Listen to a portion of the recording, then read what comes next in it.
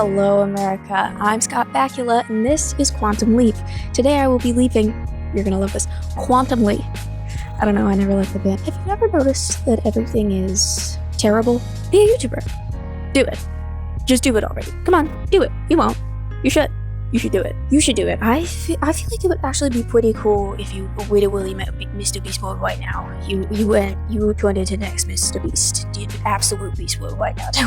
That would actually be crazy. For all of your animosity for the world you feel stuck in, the feelings of catharsis that consume you entirely, your unfed hunger for attention, and that inexplicable, yet persistent, anger within you into videos of you pranking your geriatric mother by putting super glue on the toilet seat?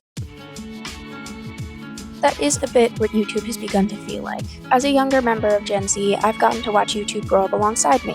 A common way for kids my age to bond is by talking about YouTube channels we all grew up with. YouTube was young and had many odd phases of content before finding its stride. However, despite this comparison, YouTube is not a child. Despite its constant attempts to make us forget, YouTube is not a person or a community, it is a company. YouTube was founded on February 14th, 2005 by 3 former members of the company PayPal, Jawed Karim, Steve Chen, and Chad Hurley. The first video sharing website ever was Share Your World, released in 1997. As a result of both general lack of access to video technology at the time and the website's inability to provide supports that would make uploading videos easier, YouTube had its work cut out for it. The website tended to draw younger audiences, as older generations had grown accustomed to media like MySpace and chat rooms, whereas younger generations were more likely to have a girlfriend or do anything cool ever. In May of 2005, the site had approximately 30,000 visitors a day. The immediate success of YouTube and the huge user base that was amassed led to the creation of different video genres. Vlogging, skits, challenges, animations, let's plays, and beauty have remained the most popular.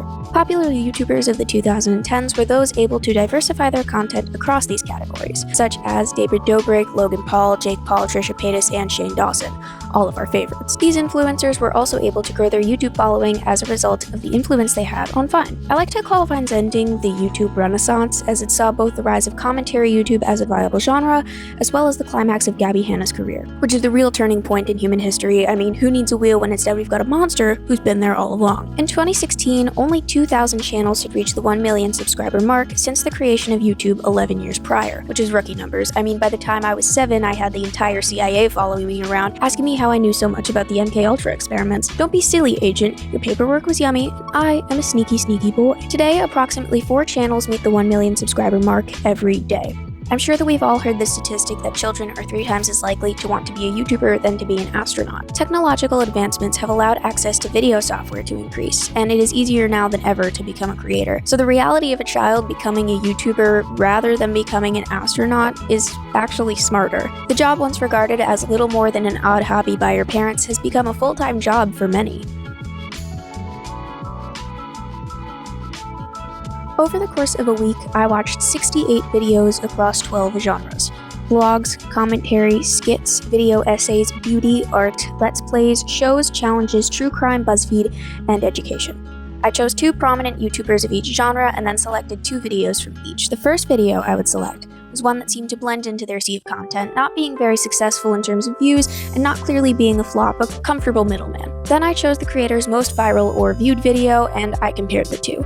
As I watched, I noticed patterns, analyzed their general video structure, and inquired about things no other being could have possibly questioned. Got it, because it's camo. I can't see Why it. is this popular? The first major pattern I saw across these genres is that their popular videos involved well-known creators, media, or concepts in some way or another. Siblings, that's cringe, epic morning routine, Super Mario 64 hacking. I swapped diets with my girlfriend for 48 hours?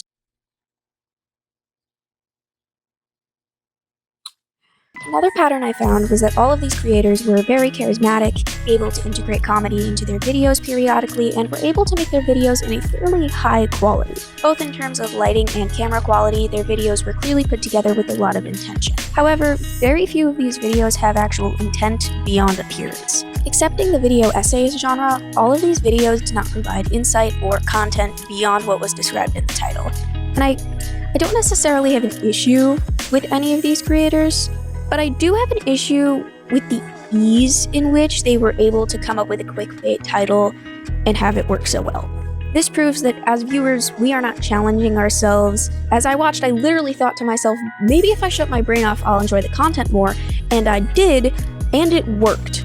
They're boring. These videos are boring. I was bored out of my mind so much that I shut my brain off so I could focus on what was happening. So none of the videos that were meant to challenge the viewer ever became popular. It's only videos that are meant to entertain. And that's a little scary.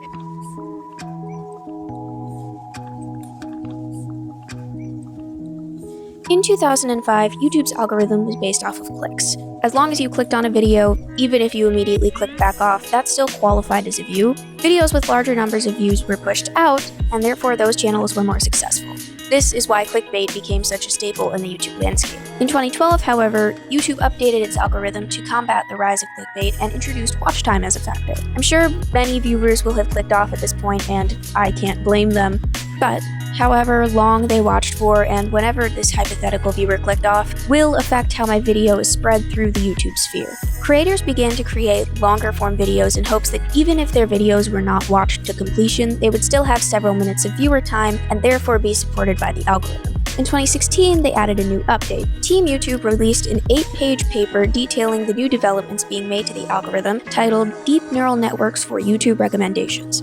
This paper is basically impossible for the normal man to both read and understand, genuinely baffling viewers so much that tech creators have released hours-long explanations about its meaning.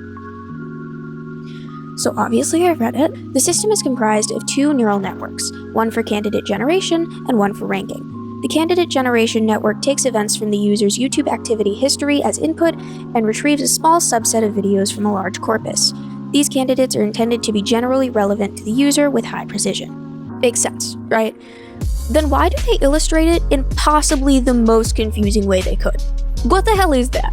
Essentially, what they're saying is that they added AI to the system to find patterns within audiences. Only a small fraction of their user base actually provides explicit data, which is engaging with likes, subscriptions, and comments. To make up for this lack of data, the site relies on implicit data: watch time, how long you remained on the site, search history, age, gender, watch time, and location. In 2016, YouTube essentially became like your weird friend that's really good at stalking people online, like that friend that can figure out someone's exact street address from the way they say popcorn. The reason that I think the algorithm has proven itself to be dangerous is the complete lack of care for public safety in terms of what is and is not allowed to become popular. The best example I have of a trend is the Tide Pod Challenge. For those unaware, Tide Pods were released to the market in 2012 and look very similar to candy. Within smaller groups, people, mostly teenagers, would joke about eating these pods on Twitter. I'm Jake Anarino, and I'm about to take the Tide Pod Challenge. It's the newest challenge sweeping the nation. Kids all over the world posting YouTube videos where they bite into a Tide laundry pod. So nervous. No fucking way am I gonna bite into a Tide pod. Are you fucking crazy? The Tide Pod Challenge. They ought to call that the Stupid Motherfucker Challenge is what they ought to call it. If I ever caught one of my nieces and nephews doing the Tide Pod Challenge, they'd get my Tide Pod foot up their ass. Get your head out of your assholes. Stop being a disappointment to your poor parents. How about the Read a Book Challenge? You ever see one of these? You stupid mother, turn off the TV and pick up a couple of these books and read them. You'll get sick. These have chemicals, they'll burn your face. What the fuck is wrong with America? Holy shit. The updated AI algorithm had been in place for almost 2 years at this point. Yet it did not have the security necessary to identify a video which promoted eating detergent. Yeah, if anything, the algorithm made the issue worse by promoting it to more viewers and spreading the trend like wildfire. The algorithm is also more likely to prop up creators that post constantly, as the constant stream of incoming videos will allow the algorithm to grow its understanding of a creator's target audience. The AI used in the algorithm needs that constant influx of new information and will be able to learn more about a creator if they post more consistently, bringing us to the next part of my argument. I am currently a creator. Whether I like it or not, the very thing I am doing right now is creating. And as I sit here and we break down what my intentions behind this video are, I'm forced to ask myself whether, as a creator, I am in a space where I have to ensure the safety of my viewers. You are watching this video of your own volition. You are not forced to be here, nor are you being forced to stay. So in that regard, anything that happens is your own fault.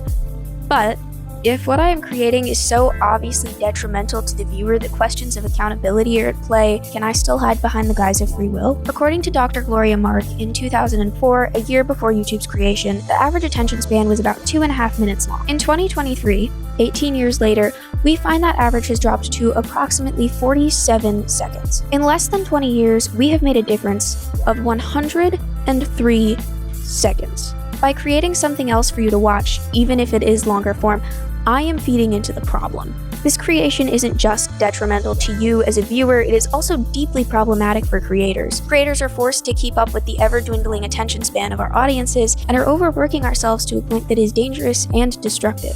D'Angelo Wallace had to take a 10-month break from YouTube because the very thought of the site began to give him anxiety. Anthro has entirely quit the site because he felt it was taking over his entire life. The need for constant stimulation has very real effects on both sides of the content sphere.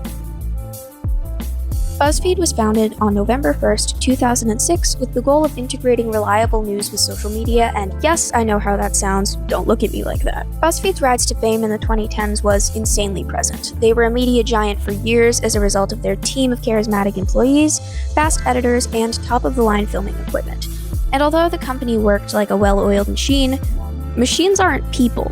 Producers constantly churned out new video ideas, and creators were expected to follow them pretty much down to the letter. Employees were not allowed creative control and were frequently shut down if they suggested changes. Famous YouTubers like Sophia Nygaard and Kinga Brunson do not own any of the content they created through their previous employer. Buzzfeed had no regard to their employees' needs or wants, leading many popular creators from the company to venture into creating fully independently.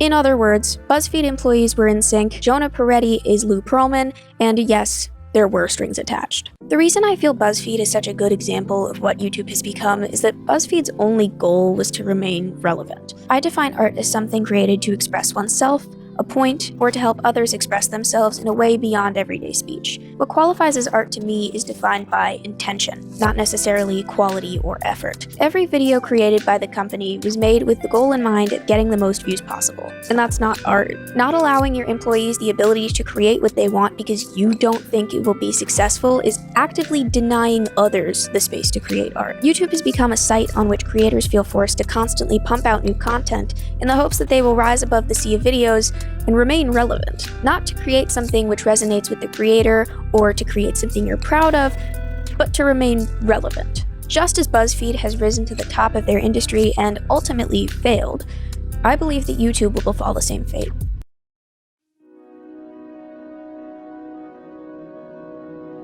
I'm gonna do that again.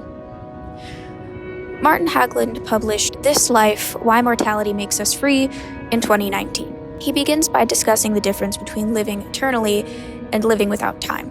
Living eternally utilizes the passage of time, meaning you will never die, but time will continue to affect you, whereas a timeless existence is no existence at all.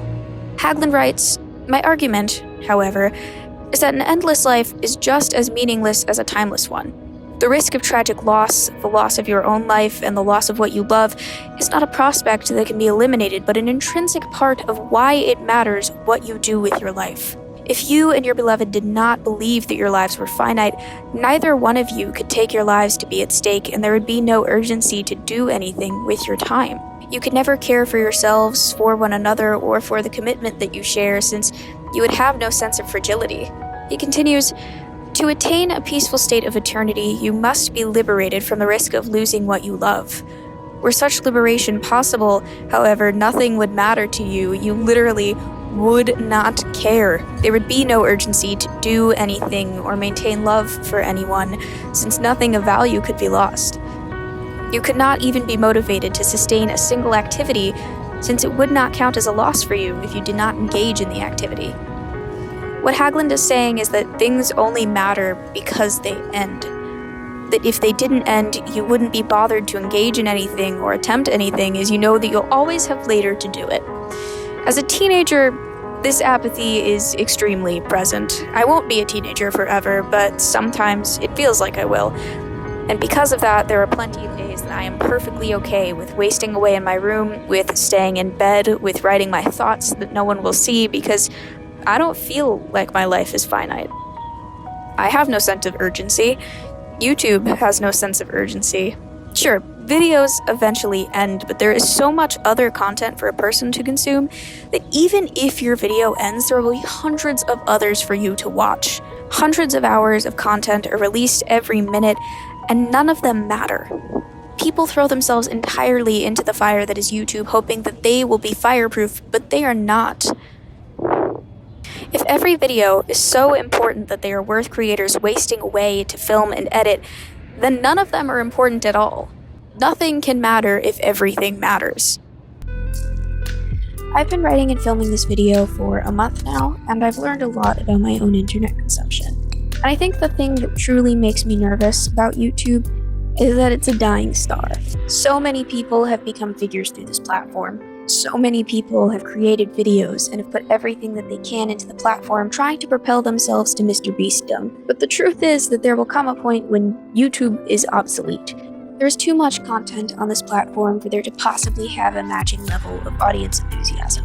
No audience wants something that is so surface level for as long as we want them to. I saw that firsthand when I was researching for this video. I shut off my brain to try and enjoy these videos, and while that worked for a bit, it didn't work forever. YouTube is dying and will be replaced by the next big video sharing site, or maybe TikTok will finally take over and create brain microchips, who's to say? But there's no way that YouTube can maintain its user base forever, because it does not stimulate the artistic needs of humanity. Art is dead, and YouTube killed it. But just as YouTube killed art, the need for art, the space left by it, will be enough that audiences will retaliate, and they will kill YouTube. Or maybe they won't. Maybe art has been dead for so long that we learned to live without it. Maybe it never existed.